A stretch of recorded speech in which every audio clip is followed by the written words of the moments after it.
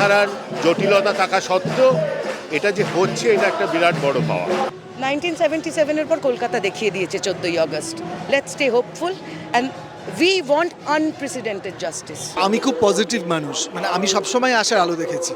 এটা আমি আমার ব্যক্তিগত কথা বলছি। আমার মনে হয় যে একটা আন্দোলনের তো একটা জোর আছে, এবং পলিটিক্যাল পার্টিগুলো যতদিন ইন্টারফেয়ার করবে না ততদিন পর্যন্ত আন্দোলনটার একটা আশা আছে।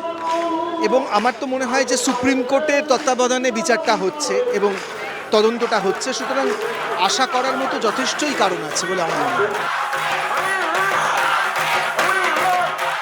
সন্দীপ ঘোষ 26 দিন আগে না, অনেক বছর আগেই অ্যারেস্ট হতে পারতেন। আজকে জনগণের রোষের মুখে পড়ে সন্দীপ ঘোষ অ্যারেস্টেড হয়েছেন। সুতরাং এটা পুরো কৃতিত্বই তাদের, যারা 26 দিন ধরে রাস্তায় আছেন।